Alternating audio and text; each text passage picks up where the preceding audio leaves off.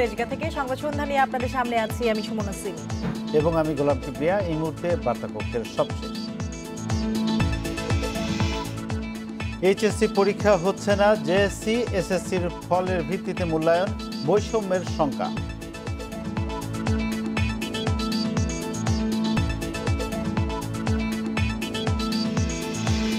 ধর্ষণের সর্বোচ্চ শাস্তি মৃত্যুদণ্ড দাবিতে বিক্ষোভ বিবেচনা করবে সরকার, বললেন আইনমন্ত্রী।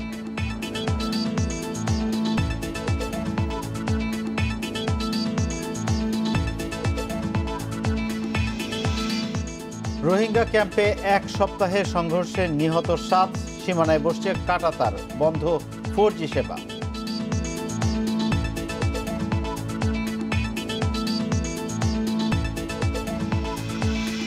ব্যস্ত সূচি বিবেচনায় পুলে ক্রিকেটার সংখ্যা বাড়ছে, জাতীয় দলে আসতে পারে নতুন মুখ।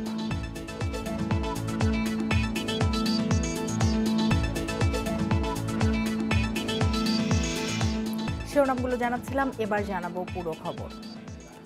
করোনার কারণে এবার হচ্ছে না এইচএসসি পরীক্ষা, মূল্যায়ন হবে জেএসসি ও এসএসসি পরীক্ষার ফলের ভিত্তিতে, আর ডিসেম্বরের মধ্যে ঘোষণা করা হবে মূল্যায়নের ফল। দুপুরে সংবাদ সম্মেলনে এই সিদ্ধান্ত জানান শিক্ষামন্ত্রী। করোনার কারণে গত 18 মার্চ থেকে শিক্ষা প্রতিষ্ঠান বন্ধ। 1 এপ্রিল থেকে শুরু হওয়ার কথা থাকলেও স্থগিত হয়ে যায় এইচএসসি পরীক্ষা। উৎকণ্ঠায় ছিল অভিভাবক ও শিক্ষার্থীরা। বুধবার এইচএসসি পরীক্ষার বিষয়ে সিদ্ধান্ত জানান শিক্ষামন্ত্রী। এবার পরীক্ষা হবে না, জেএসসি এবং এসএসসি পরীক্ষার নম্বরের ভিত্তিতে ডিসেম্বরে প্রকাশ হবে এইচএসসির ফল। সেই সঙ্গে এসএসসি পরীক্ষার পর যারা বিভাগ পরিবর্তন করেছে তাদের ফল মূল্যায়নের জন্য পরামর্শ কমিটি গঠন করা হচ্ছে। আমরা 2020 সালের এইচএসসি পরীক্ষা সরাসরি গ্রহণ না করে একটু ভিন্ন পদ্ধতিতে মূল্যায়নের আমরা সিদ্ধান্ত গ্রহণ করেছি। করোনার এই সময়ে পরীক্ষা নিতে গেলে শিক্ষার্থীদের ঝুঁকির মুখে পড়তে হবে, তাই পরীক্ষা না নেয়ার সিদ্ধান্তের বিকল্প ছিল না বলে জানিয়েছেন শিক্ষামন্ত্রী। যারা গত বছর অকৃতকার্য হয়েছিল এইচএসসি পরীক্ষায় এক বিষয় বা 2 বিষয় বা সকল বিষয়, তাদের ক্ষেত্রে ফলাফলে কি আসবে, আমরা যে সিদ্ধান্ত নিয়েছি যে আমরা তাদেরকেও তাদের জেএসসি এবং এসএসসির ভিত্তিতেই তাদের মূল্যায়নটিও করে দেব। পৃথিবীর অনেক দেশই বোর্ড পরীক্ষা নিচ্ছে না। যে পদ্ধতিতে মূল্যায়ন হচ্ছে সেটি যাতে আন্তর্জাতিকভাবে গ্রহণযোগ্য হয় সেটিও দেখা হচ্ছে। পরীক্ষা না নিয়ে পরীক্ষার্থীদের মূল্যায়ন শিক্ষা বোর্ড সমূহের জন্য একেবারেই নতুন। ফলে কিভাবে মূল্যায়ন করা হলে ফলাফল দেশে এবং বিদেশে গ্রহণযোগ্যতা অর্জন করবে এবং শিক্ষার্থীদের পরবর্তী জীবনে এর কোনো বিরূপ প্রভাব পড়বে কিনা, এই বিষয়গুলো কিন্তু আমাদের কাছে অবশ্যই গুরুত্বপূর্ণ। এই মূল্যায়নে জেএসসি এসএসসি থেকে কত শতাংশ নম্বর দেয়া হবে সেটি নির্ধারণ করবে পরামর্শ কমিটি। নূরে আলম, ইন্ডিপেন্ডেন্ট নিউজ, ঢাকা। এদিকে এইচএসসি পরীক্ষা না হওয়ার এই সিদ্ধান্তে ফল বৈষম্য হবে বলে মনে করছেন শিক্ষা গবেষকরা। আর পরীক্ষার্থীদের একটি অংশ বলছেন, নানা কারণে এসএসসির ফল খারাপ হয়েছিল। আগের পরীক্ষাগুলোর মূল্যায়নে এইচএসসির ফল দেওয়ার সিদ্ধান্তে তাদের ভবিষ্যৎ অনেকটাই অনিশ্চিত।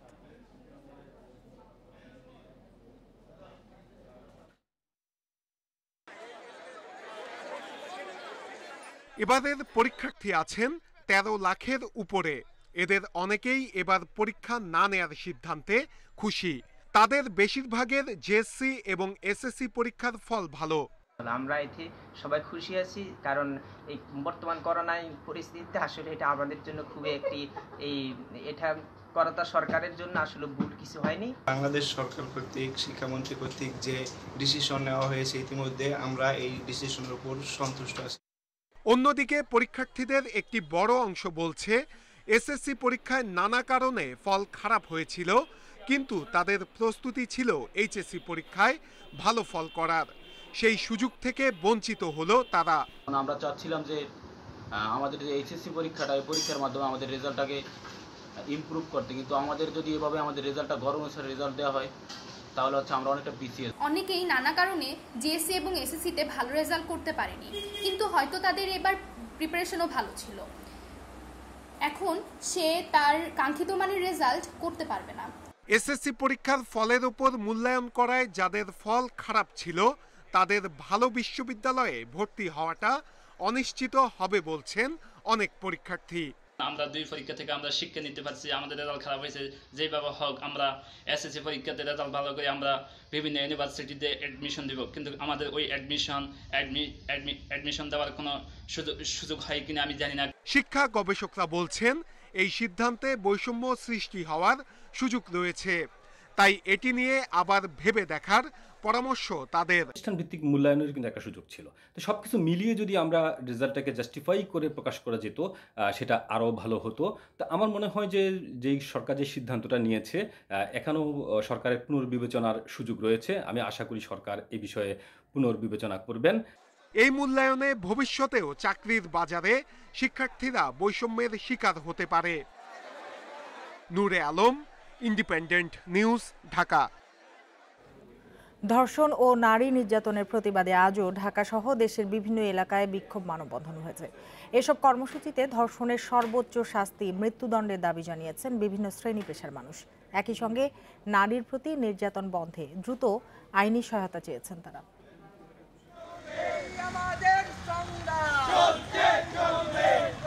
সারা দেশে প্রতিবাদ, নারীর প্রতি সহিংসতার বিরুদ্ধে বিভিন্ন শ্রেণী পেশার মানুষের বিক্ষোভ।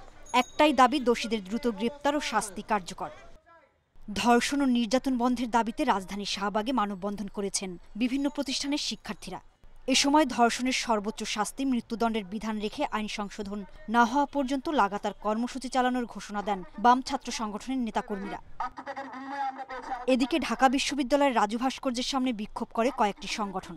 এতে অংশ নেন চলচ্চিত্র শিল্পী মৌসুমী ওমর সানী সহ বিভিন্ন শ্রেণী পেশার মানুষ। নতুন আইন চাই, সনাতন এই আইনকে ভেঙে আপনি নতুন করে গড়ে দিন, একটি নতুন আইনের সৃষ্টি করুন।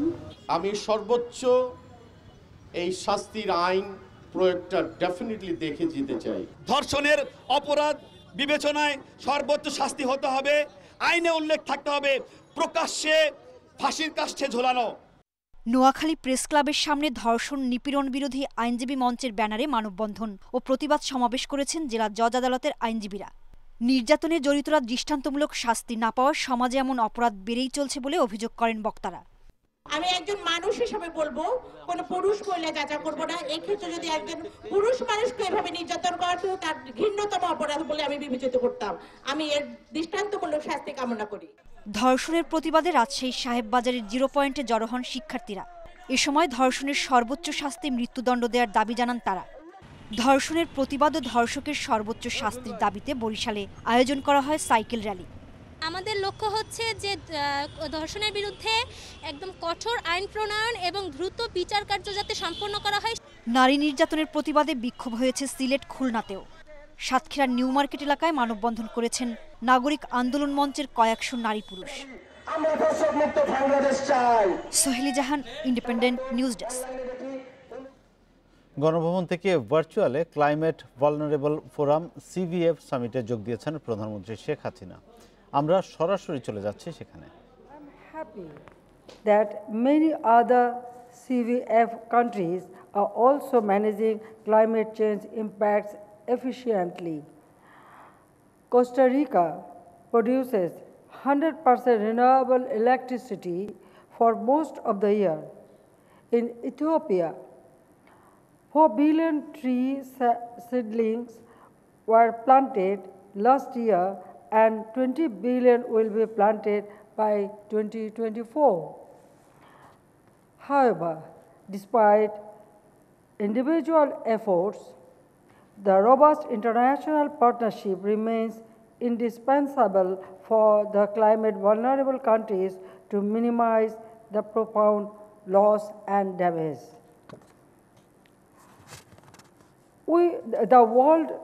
The world is at the edge of the cliff of surpassing the Paris Agreement's 1.5 degrees centigrade limit. This is a clear point of no return. And from the G20 countries, which account for more than 3/4 of global emissions, we expect clear and definite NDC for effective reduction of their emissions. If the current trend of sea level rise is continuing, most of the islands and coastal countries will go underwater, making millions of people climate refugees. The world does not have the capacity to shelter these refugees.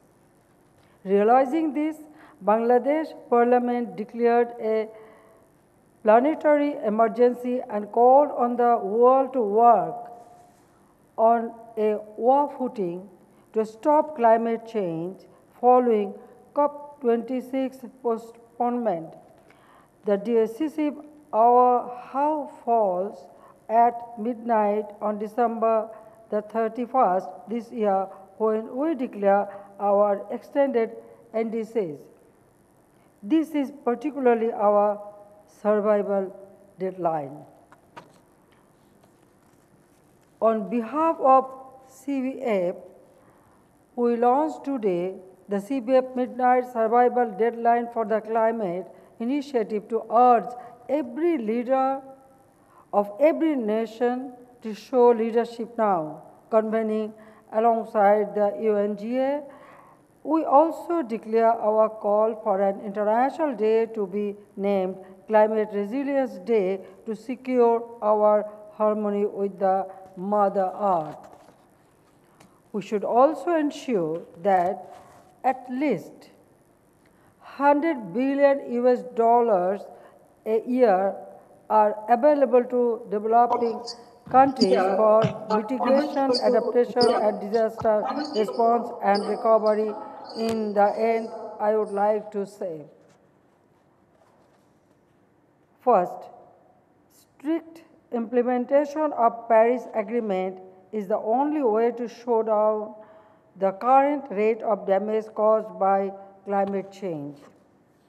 The second, the governments should not only honor their national contributions under the Paris Agreement, they also need to substantially increase their ambitions.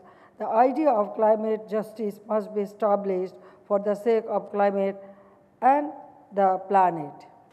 The third, more vigorous provision of finance must be ensured by the major economies, MDGs and IFIs, along with access to technology.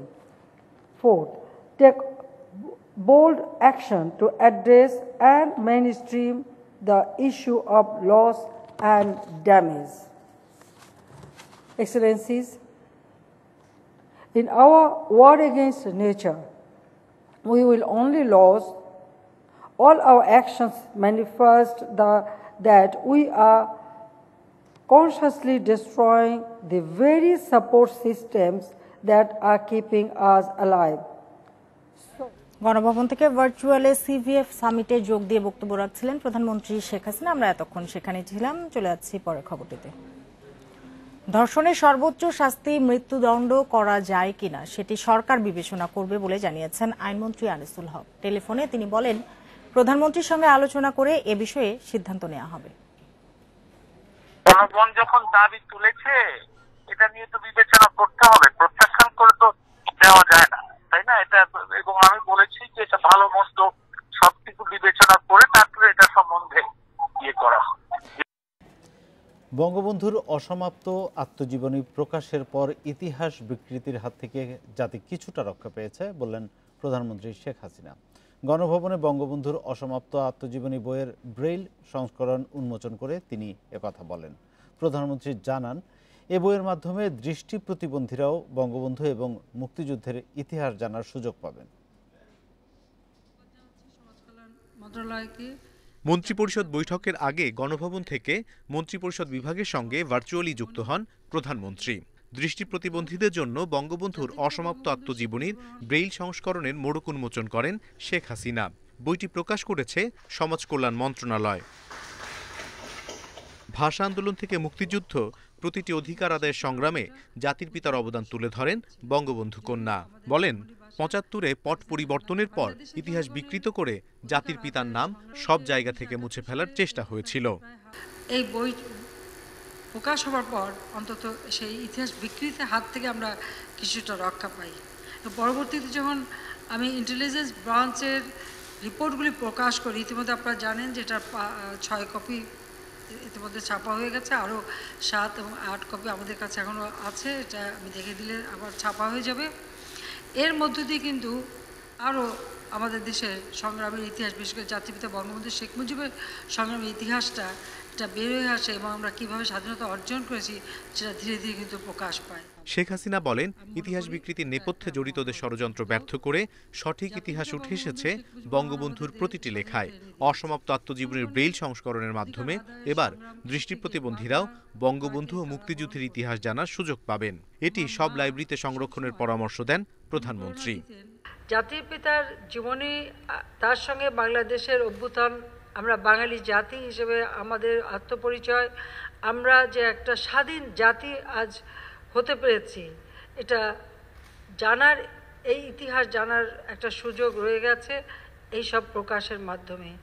প্রধানমন্ত্রী জানান অসমাপ্ত আত্মজীবনী ও কারাগারের রোজনামচা দুটি নামই দিয়েছেন বঙ্গবন্ধুর ছোট মেয়ে শেখ রেহানা। অনিমেষ কর, ইন্ডিপেন্ডেন্ট নিউজ, ঢাকা। কক্সবাজারের রোহিঙ্গা শিবিরে মোবাইলের 4G সেবা বন্ধ করে দেওয়া হয়েছে। এছাড়া ক্যাম্পের সীমানায় কাঁটাতারের বেড়া দেওয়া হবে। পররাষ্ট্রমন্ত্রী একে আব্দুল মোমেন জানান রোহিঙ্গারা সংঘাতে জড়াবে এমন আশঙ্কা আগেই ছিল। তিনি অভিযোগ করেন আন্তর্জাতিক দাতা সংস্থার আপত্তির কারণে ভাষাঞ্চলে স্থানান্তর করা সম্ভব হয়নি, যার খেসারত দিতে হচ্ছে।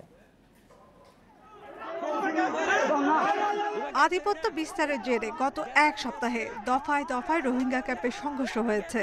গোলাগুলিতে নিহত হয়েছে 7 জন। এরই মধ্যে মাদক ব্যবসা, চাঁদাবাজি, ডাকাতি সহ নানা অপরাধে জড়িয়ে পড়েছে রোহিঙ্গাদের কয়েকটি গ্রুপ। এ নিয়ে উদ্বিগ্ন সরকার। পররাষ্ট্রমন্ত্রী জানান অন্যান্য দেশের আশ্রয় শিবিরে কাঁটা তারের বেড়া থাকলেও এদেশের রোহিঙ্গা ক্যাম্পে অবকাঠামো নির্মাণে আপত্তি জানায় আন্তর্জাতিক দাতা সংস্থাগুলো। সে কারণে ছড়িয়ে পড়ছে অপরাধ।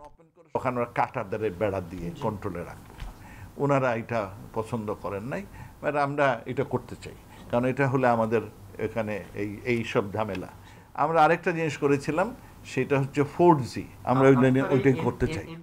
এ সময় মন্ত্রী অভিযোগ করেন বেসরকারি এনজিওর অনীহার কারণেই রোহিঙ্গাদের ভাষাঞ্চলে সরানো যাচ্ছে না। প্রায় 23,000 ফ্যামিলি ওখানে নিতে চাইছিলাম, দ্যাট ওয়াজ আওয়ার অবজেক্টিভ। আস্তে আস্তে আমরা ওখানে নিয়ে যাব এবং অনেকেই যেতে রাজি, বিশেষ করে এনজিও যারা সেবাদান করেন তারা এটা পছন্দ করেন নাই। কারণ তারা পছন্দ করেন নাই মূলত যে তাদের জন্যে বিশেষ ব্যবস্থা ওখানে নাই। পররাষ্ট্রমন্ত্রী সতর্ক করেন রোহিঙ্গাদের কারণে সন্ত্রাসবাদ বাড়লে এর প্রভাব শুধু বাংলাদেশ, মিয়ানমারেই পড়বে না, প্রতিবেশী সব দেশকেই ভুগতে হবে। নাফিজাতুল্লাহ, ইন্ডিপেন্ডেন্ট নিউজ, ঢাকা। অর্থ পাচার এবং অবৈধ সম্পদ অর্জনের অভিযোগে কুয়েতে গ্রেপ্তার লক্ষ্মীপুর 2 আসনের সংসদ সদস্য কাজী শহীদুল ইসলাম পাপুলকে স্থানীয় অপরাধী হিসেবে বিচার করছে দেশটির সরকার। নিজ মন্ত্রণালয়ের সাংবাদিকদের একথা জানান পররাষ্ট্রমন্ত্রী একে আব্দুল মোমেন। দেশটির প্রয়াত আমিরের জন্য শোক বার্তা এবং নতুন আমিরকে অভিনন্দন জানাতে 4 ও 5 অক্টোবর প্রধানমন্ত্রীর বিশেষ দূত হিসেবে কুয়েত সফর করেন পররাষ্ট্রমন্ত্রী। তিনি জানান এই সফরে এমপি পাপুলের বিষয়ে কোনো আলোচনা হয়নি। মন্ত্রী আরও বলেন পাপুলের কারণে কুয়েতে শ্রমবাজারে কোনো প্রভাব পড়বে না, তবে তার প্রতিষ্ঠানের মাধ্যমে যারা গেছেন তাদের চাকরি হারানোর আশঙ্কা আছে। আমেরিকানদের মতো আমেরিকানরা ফ্রেশ ওয়াটার ফিশ খায় না, সেইটা ওনাকে মানে কি করা, ডেলিভার করা। ওখানে উনি স্থানীয় একজন ব্যবসায়ী হিসাবে ওনাকে তারা অ্যারেস্ট করেছে, ওনাকে শাস্তি দিবে। এই জন্য এ নিয়ে তারা এই আমাদের সাথে কোনো আলাপও করেনি, আমরাও তুলি। তারা এইটা লোকাল ইস্যু হিসাবে, লোকাল একজন ক্রিমিনাল হিসাবে তারা এটারে ট্রিট করতেছে, নট এজ বাংলাদেশি একজন, কারণ ওনার রেসিডেন্ট কি জানি কার্ড আছে, তো সেই কারণে they have been treating him as a local criminal. দীর্ঘ প্রতীক্ষার পর টিকিট হাতে পেলেও সৌদি প্রবাসীদের অপেক্ষার প্রহর শেষ হচ্ছে না। বিদেশ পাড়ি দিতে করোনা সনদ বাধ্যতামূলক হওয়ায় নমুনা পরীক্ষা করাতেও দাঁড়াতে হচ্ছে দীর্ঘ লাইনে। মহাখালী ডিএনসিসি মার্কেটের পরীক্ষা কেন্দ্রে নমুনা দিতে ভোর থেকেই ছিল প্রবাসীদের ভিড়। নির্দেশনা মেনে প্রবাসীদের প্রথমে কুপন সংগ্রহ, পরে পাসপোর্ট, ভিসা ও টিকিট দেখিয়ে ফর্ম পূরণ করে নমুনা দেন। এক্ষেত্রে যাদের ফ্লাইট আগে তারা অগ্রাধিকার পেয়েছেন। এদিকে দুপুরে যাদের ফ্লাইট ছিল জরুরি ভিত্তিতে তাদের রিপোর্ট সরবরাহ করে কর্তৃপক্ষ। কারওয়ান বাজারে সৌদি এয়ারলাইন্সের বুথের সামনে ভিড় থাকলেও টিকিট বিক্রিতে শৃঙ্খলা ফিরে আসায় খুশি প্রবাসীরা।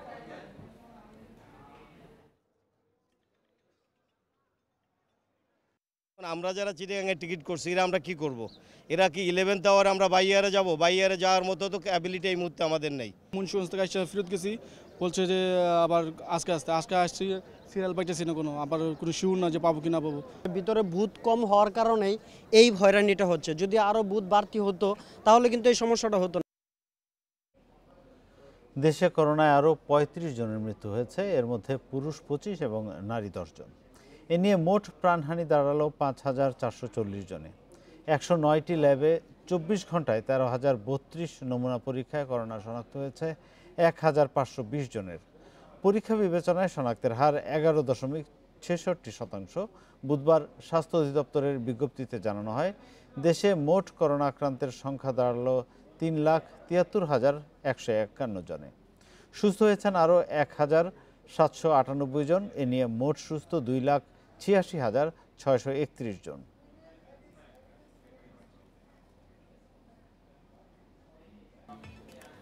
ব্যবসা পরিচালনায় শুধু অভিযোগ না করে নীতি নির্ধারকদের সাথে বসে সমাধানের পরামর্শ দিয়েছেন প্রধানমন্ত্রীর উপদেষ্টা সালমান এফ রহমান। বলেন, ব্যবসায়ী সংগঠনগুলো কেবল সুবিধা চাইলেই হবে না, সরকারের কর আদায় বাড়াতেও ভূমিকা রাখতে হবে। বুধবার অনলাইন সেমিনারে এসব কথা বলেন তিনি। বাংলাদেশের বিনিয়োগের উপর করোনা মহামারীর প্রভাব ও উত্তরণে করণীয় ঠিক করতে এ সেমিনারের আয়োজন। এতে অংশ নিয়ে ব্যবসা পরিচালনায় নানা সমস্যার কথা তুলে ধরেন ব্যবসায়ীরা। এ সময় আয়োজক আজমজে চৌধুরী জানান, এলপিজি ব্যবসায় নিতে হয় 20টি সনদ। এর বাইরে নিবন্ধন ও পুনঃনিবন্ধন ফি দিতে হয় একাধিক সংস্থাকে। এগুলো জটিলতা ছাড়া আর কিছুই নয় বলে মন্তব্য করেন তিনি। নীতিগত সমস্যা সমাধানে ব্যবসায়ী সংগঠনগুলোকে নেতৃত্ব নেয়ার আহ্বান জানান Salman F Rahman. You'll say I want to produce this locally and then you'll come and say that importer উপরে 20% ডিউটি বসাই দেন, তাহলে আমার ফিজিবল হবে। এফটিএ করার সাথে সাথে কিন্তু ওই দেশেরও কিন্তু ইম্পোর্ট আপনার, just like he is going to give you free access to his market, he also will want free access to your market. আলোচনায় বিনিয়োগের পরিবেশ উন্নয়নে কাজ চলছে বলে দাবি করেন বিনিয়োগ উন্নয়ন বোর্ডের নির্বাহী চেয়ারম্যান সিরাজুল ইসলাম। ব্যবসা পরিচালনায় ব্যয় কমিয়ে আনতে কাজ করে যাচ্ছি, যদিও এটি খুবই চ্যালেঞ্জিং, কারণ বেসরকারি উদ্যোক্তা আর সরকারের মধ্যে দূরত্ব দূর করাটাই আমাদের কাজ। আমরা চেষ্টা করে যাচ্ছি, সরকারি সংস্থাগুলোকে আরও বেশি এগিয়ে আসতে হবে। বড় প্রতিষ্ঠানের পাশাপাশি ক্ষুদ্র ও মাঝারি উদ্যোক্তাদের জন্য করোনায় সরকারের প্রণোদনা পাওয়া নিশ্চিত করার তাগিদ দিয়েছেন ব্যবসায়ীরা। Shariful Islam, independent news, Dhaka. Television কর্মীদের বেতন কাঠামো সংক্রান্ত গণমাধ্যম কর্মী আইন দ্রুত প্রণয়ন করা সম্ভব হবে বলে আশা প্রকাশ করেছেন তথ্যমন্ত্রী হাসান মাহমুদ। বুধবার দুপুরে মন্ত্রণালয়ে ব্রডকাস্ট জার্নালিস্ট সেন্টার নেতাদের সঙ্গে মত বিনিময় শেষে তিনি একথা জানান। তথ্যমন্ত্রী জানান, আইন মন্ত্রণালয় আইনের ভেটিং যাচাই বাছাই সম্পন্ন করেছে। করোনার কারণে কেবল অপারেটিং সিস্টেম ডিজিটাল করার কাজ কিছুটা পিছিয়ে গেলেও আবার তা শুরু হয়েছে।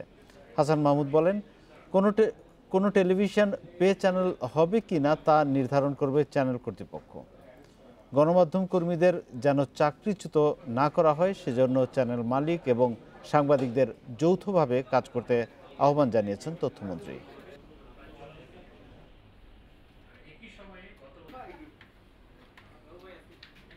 এই বেতন কাঠামো একটি আইনি ভিত্তি দেওয়ার জন্য সরকারের পক্ষ থেকে আইন প্রণয়ন করা হচ্ছে।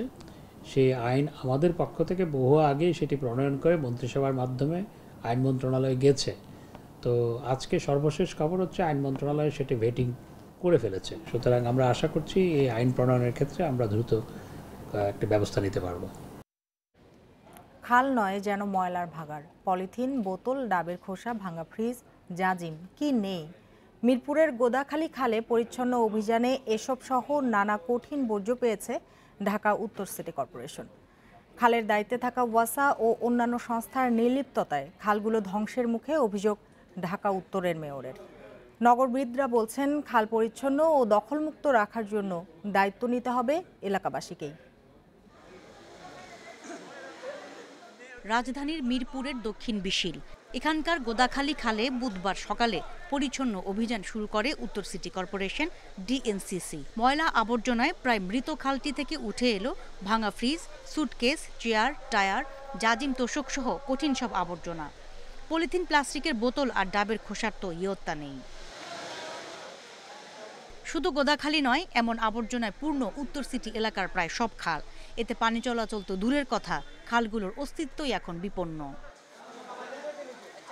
অভিযানে এসে ডিএনসিসি মেয়র বলেন, মশার প্রজনন রোধের জন্য খালগুলো পরিষ্কার করতে হবে। এক্ষেত্রে কোনো সংস্থার বাধা এলে মানা হবে না। পুনরুদ্ধারের পর কেউ আবার খাল দখলের চেষ্টা করলে তাদের জরিমানা করা হবে বলে জানান মেয়র। আমাদের এলাকার খাল আমরা কারোর জন্য বসে থাকবো না, নিজেরা পরিষ্কার করব। অডিট যখন অবজেকশন দিবে, খাল তো আপনার না, খাল তো ওয়াসার, তখন আপনাদের এই ক্যামেরাগুলো দিয়ে আমরা তখন দেখাবো জনগণের স্বার্থে আমরা সেটা করছি।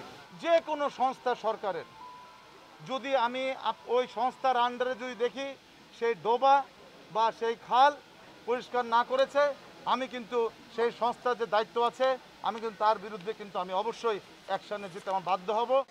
এদিকে নগরবিদরা বলছেন, পুনরুদ্ধার করা খাল, জলাশয় আর যেন দখল না হয় সেজন্য স্থানীয় জনপ্রতিনিধিদের নজরদারি থাকতে হবে। এলাকাবাসীকেও অভিভাবকের মতো খালগুলো রক্ষণাবেক্ষণের দায়িত্ব নিতে হবে। ওয়াটার ডেভেলপমেন্ট বোর্ড অথবা ওয়াসা অথবা অন্যান্য যেসব সংস্থা এই খালগুলোকে দিনের পর দিন পর্যন্ত করেছে, দখল করেছে, ধ্বংস করেছে, তাদেরকে আজকে কাঠগড়ায় দাঁড় করাতেই হবে। আমাদের সকলকে কিন্তু এ ব্যাপারে ধারাবাহিক থাকতে হবে, হঠাৎ করে আমাদের ছেড়ে দেওয়া যাবে না। যদি মেয়ররা ধারাবাহিক হতে ভুলে যায়, কাউন্সিলররা ভুলে যায়, আমরা সারা বছর যদি ধারাবাহিক থাকি, খালগুলো প্রাণে পরিণত হবে এই নগরে, এটা আমি বিশ্বাস করি। ডিএনসিসি এ পর্যন্ত 9টি খাল পরিষ্কার করেছে। এই মাসের মধ্যে নতুন 18টি ওয়ার্ডের 13টি খাল সহ পর্যায়ক্রমে সব খাল পুনরুদ্ধার ও পরিষ্কারে অভিযান চালাবে DNCC. Afroza Khatun, independent news, Dhaka. রাজধানীর লালবাগে শিশু রিফাত হত্যার প্রধান আসামি আরিফুর রহমান জুয়েলকে যাবজ্জীবন কারাদণ্ড দিয়েছে নারী ও শিশু নির্যাতন দমন ট্রাইব্যুনাল 2। খালাস পেয়েছে আরও 2 আসামি। রায়ে হতাশা জানিয়েছেন রিফাতের বাবা। এ মামলাতেই নথি গায়েবের অভিযোগ ওঠে রাষ্ট্রপক্ষের আইনজীবীর বিরুদ্ধে। মাত্র পৌনে 1 কাঠা জমিকে কেন্দ্র করে 2015 সালের 9 জুন অপহৃত হয় হাবিবুর রহমান রিফাত। 10 লাখ টাকা মুক্তিপণ দাবি করে দুর্বৃত্তরা। গাজীপুরে মুক্তিপণের টাকা নিতে এসে গ্রেফতার হয় আসামি আরিফুর রহমান। তার তথ্যে বুড়িগঙ্গা থেকে উদ্ধার হয় রিফাতের মরদেহ। ট্রাইব্যুনালে বিচার চলার সময় 2017 সালে আদালতের সংশ্লিষ্ট শাখা থেকে গায়েব হয় মামলার নথি। তখন শুরু হয় সমালোচনা। 5 বছর পর রিফাত হত্যা মামলার রায় দিল নারী ও শিশু নির্যাতন দমন ট্রাইব্যুনাল। প্রধান আসামিকে যাবজ্জীবন কারাদণ্ড ও 2 আসামিকে খালাস দেন বিচারক রবিউল আলম। আজকে রায়ে বিজ্ঞ আদালত 1 নম্বর আসামি আরিফুর রহমান জুয়েলকে যাবজ্জীবন দিয়েছেন এবং 3 লক্ষ টাকার জরিমানা করেছেন।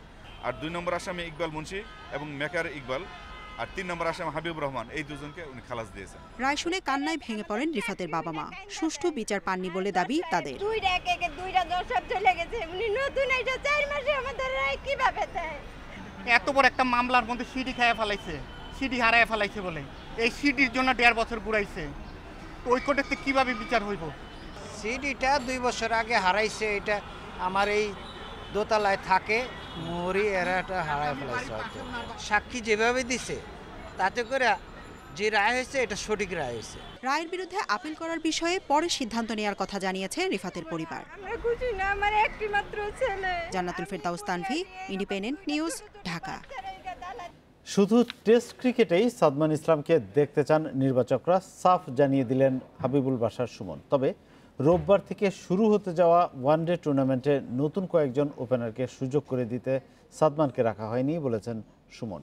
এদিকে আগামী বছর টানা ব্যস্ত সূচির কথা মাথায় রেখে জাতীয় দলের পুলের সংখ্যা বাড়ানোর তাগিদ নির্বাচক সুমনের। 11 অক্টোবর ৪৫ ক্রিকেটার নিয়ে মাঠে গড়াচ্ছে ওয়ানডে টুর্নামেন্ট। জাতীয় দলের প্রাথমিক ক্যাম্পে থাকা ২৭ ক্রিকেটারের ২৬ জনই আছেন ৫০ ওভারের ক্রিকেটে। কিন্তু প্রস্তুতি ম্যাচে দুর্দান্ত 50-র পরও সাদা বলের ক্রিকেটে জায়গা পাননি সাদমান। নির্বাচকদের সাফ কথা, লাল বলের ক্রিকেট ছাড়া অন্য কোনো পরিকল্পনায় নেই সাদমান। অথচ ২ বছর আগে সবশেষ ওডিআই খেলা মুমিনুল ঠিকই আছেন ওয়ানডে টুর্নামেন্টে। সাদমান আমাদের অরিজিনালি প্ল্যানে কিন্তু লঙ্গর ভার্সন নেই। সাদমানকে আমরা সাদা বলে এখন প্ল্যান করছি না, কিন্তু এইখানের সুযোগ না দেওয়ার একটা বড় কারণ এখানে আপনি দেখেন কিছু এই অনূর্ধ্ব কিছু নতুন ওপেনার আসছে যাদেরকে আমরা দেখতে চাচ্ছি। সাদমান ডেফিনেটলি সামনে আমাদের টুর্নামেন্ট সেখানে সে খেলবে। একদম যে সাদা বলও খেলবে না আমি এটা মনে করি না, বাট এই মুহূর্তে আসলে আমাদের ওকে নিয়ে প্ল্যান লাল বলেই। করোনা বিরতিতে এবছর আর মাঠে নামা হচ্ছে না টিম টাইগার্সে। সব ঠিক থাকলে জানুয়ারিতে ঘরের মাঠে উইন্ডিজ সিরিজ, আন্তর্জাতিক ক্রিকেটে ফিরবেন তামিম মুশফিকরা। এরপর মার্চে নিউজিল্যান্ড সফর, ভারতে টি-20 বিশ্বকাপ সহ আছে বেশ কয়েকটি দ্বিপক্ষীয় সিরিজ। পুরো বছরে ৮-৯ মাস খেলার মধ্যে থাকবে টাইগাররা। সেজন্য জাতীয় দলের পুল সমৃদ্ধ করতে চান নির্বাচকরা। পুরনো খেলাদের তো আমরা কম বেশি জানি, তারা তো সামনে যে টুর্নামেন্ট হবে সেখানে খেলার সুযোগ পাবেন, বাট নতুনদেরকেও একটা দেখে নেওয়ার সুযোগ, পুলের সংখ্যাটা, পুলের প্লেয়ার সংখ্যাটা বাড়ানোর একটা সুযোগ। এখন যেগুলি করছি সেগুলোর উদ্দেশ্য কিন্তু সেটাই, যে পুলে প্লেয়ারদের সংখ্যাটা বাড়ানো, কম্পিটিশনটা আরও বেশি তৈরি করা। বছর জুড়ে পরীক্ষা নিরীক্ষার সুযোগ পান নির্বাচকরা, তবে এবছর আর সুযোগ নেই। আগামী বছর ব্যস্ত সূচিতে দেখা মিলবে বেশ কয়েকজন ক্রিকেটারের, আভাস হাবিবুল বাশারের। Saiful Majumdar, independent news. আর এই ছিল এখনকার সংবাদে। ইন্ডিপেন্ডেন্ট টেলিভিশনের সব খবর আরও বিস্তারিত জানতে চোখ রাখুন ফেসবুক, ইউটিউব এবং টুইটারে। ধন্যবাদ।